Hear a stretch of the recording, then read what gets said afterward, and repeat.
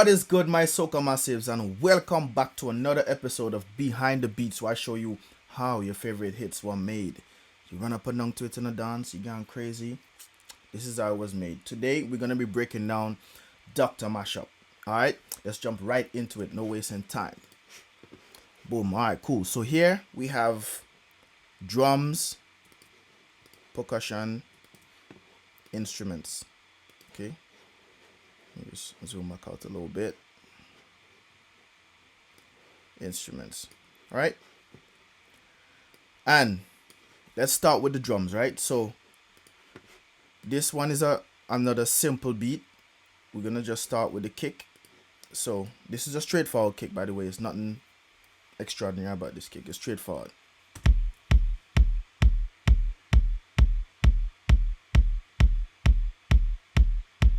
Right? And that's a straightforward kick. Then I added a rim, a snare rim, or a rim shot. How people might call it a rim shot, I don't know. Call it a rim. And it's playing a kind of Kadas kind of feel. So this is how it sounds.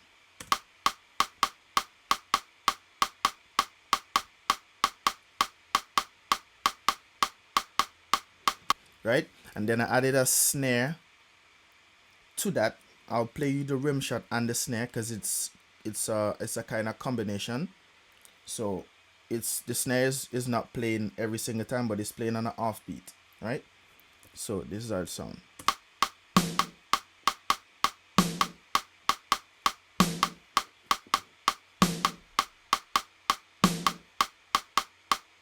Right? And then I added a reverse snare. Well, I took a snare and reversed it, and so it can collide. Well, not collide, but it could, fit properly with the snare and the rim shot at the same time without having to cut into anything, to cut any frequency out of, so yeah, this is how it sounds.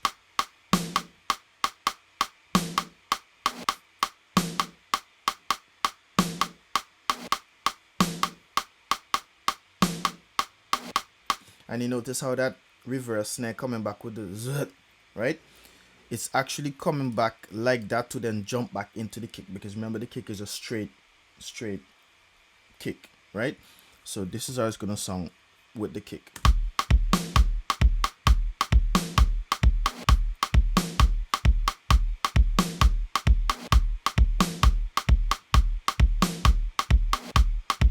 Right? And then I added a snare roll, another snare, but this time this snare is more or less like a hip hop kind of feel, like a trap kind of snare, and it's just going on the it's short and long roll. So this is the first one, which is the short roll, right? Let me just roll back there. This is the short roll, right? And then this is the longer version of it. Okay, and then I added a low tom to just give it a more bouncy kind of feel. So with those added together, this is how it will sound.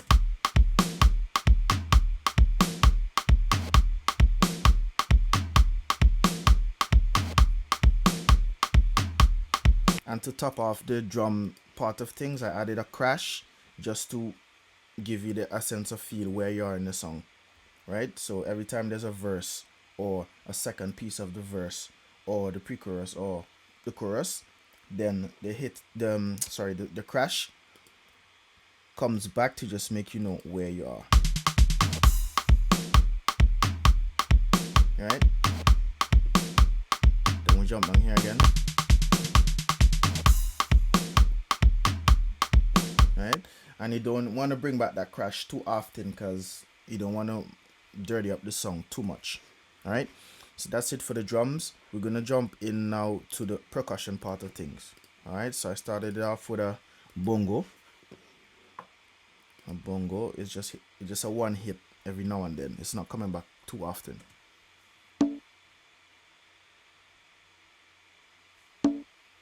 Right, and then on that I added a cabeza to give you that kind of. It's more or less giving you the Kadas kind of feel along with the rim shot, but it's not doing the same thing as the rim shot in terms of timing and plays. It's not giving you the same play. It's just, this is just hitting you, and the kada snare is hit, the rim, kada's rim is hitting you tack, tack, tack, tack, tack, tack, back to back. You understand? So it sounds like this.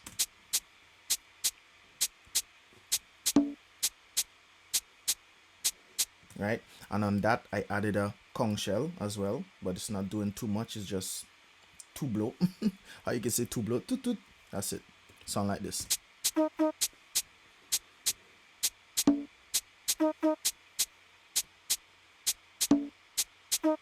Right?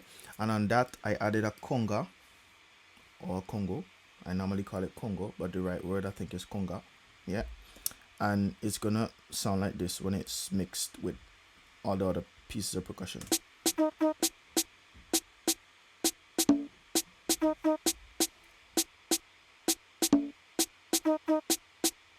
Right? And on top of that, I added a timbali, which is giving that ring, that hard, you know, that timbali ring that people like. Whenever you put it in power soca, it's especially it's really nice, and people go crazy over it because it gives the beat a kind of crazy kind of feel. Right? So this is how it sounds.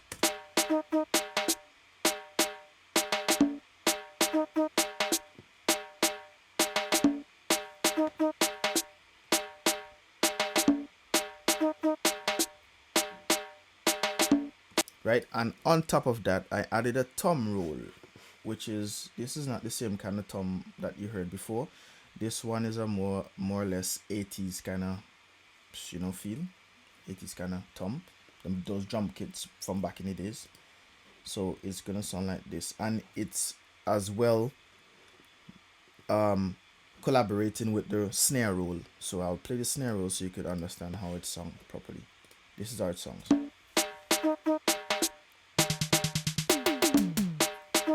Right? And then back into a verse or a chorus or something. Right? And then on top of that, the last piece for the percussion is a vibrator. Yeah, don't get the wrong idea. It's a vibrator, an instrument. Okay? Percussion. It sounds like this.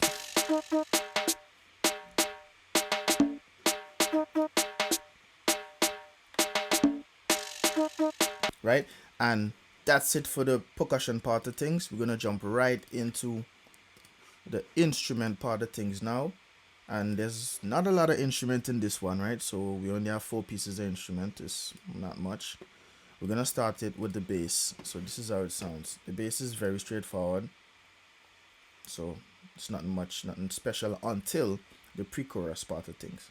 So I'll play, this is the chorus. I'll play you from here.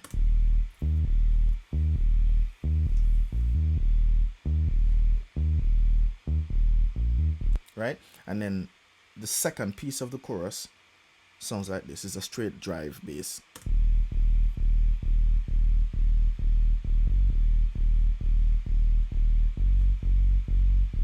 Right? And then the pre-chorus now has a different bass play. How it's playing is very different. So it's gonna sound like this.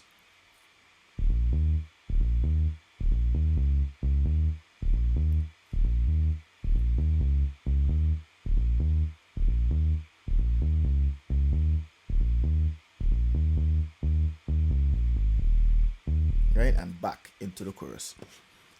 Then on that, I added a kind of weird kind of instruments, but people who, well, by the way, this beat was made in FL Studio. I'm just showing you in Studio One because the plugins that I used recently, they're no longer loading in FL Studio because I bought a brand new Mac and upgraded everything. So I just took the stems to just show you how it's made. All right. Yeah, so I call this a spicy tuna, and this is how it sounds.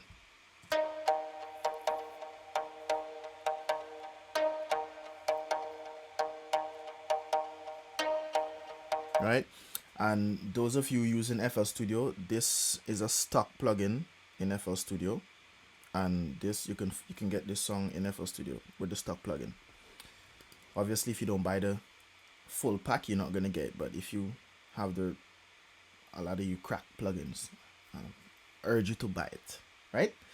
So go and buy it, and you will get this instrument in there. Okay, then we have a lead instrument, but it's only playing in the chorus, right? So these are the songs.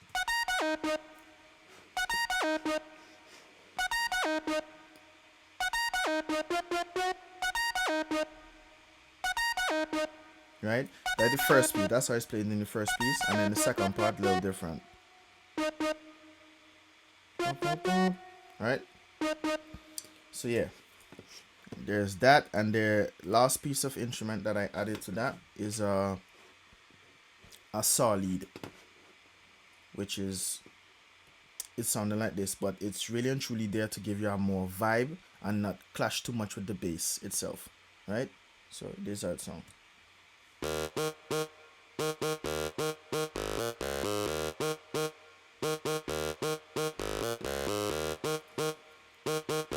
And all the instrument parts played together will sound like this. Chorus. Here we go.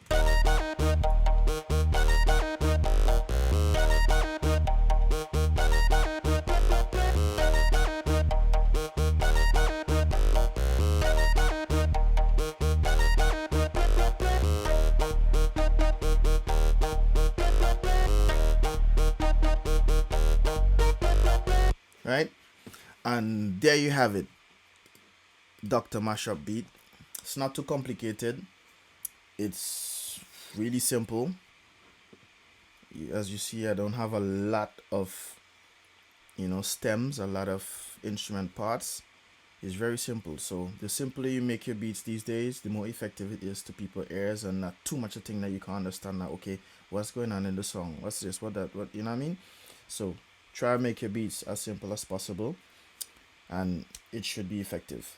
Let me give you a rundown of the beat from top to back in the chorus again, so you can get a feel of how the beat actually sounds. Okay, here we go.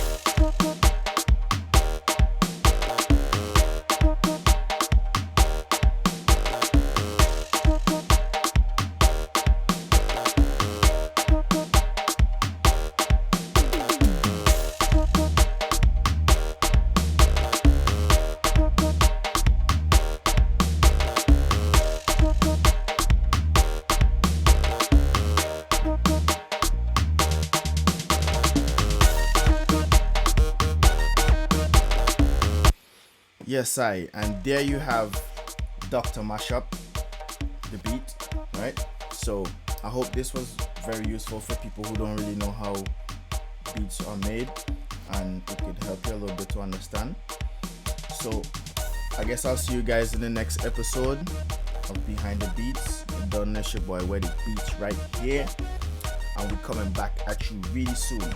By the way, my drum pack is available right now, so certain instruments or certain samples you heard here, it's in my drum pack, so you can go purchase it right now. www.wettybeatz.com, and stream music. Stream this music. It's everywhere. Dr. Mashup, Marshall Montano. Big up Scratch Master as well, because he did the mix and master on this. Yeah, you don't know. Boom, I'm out.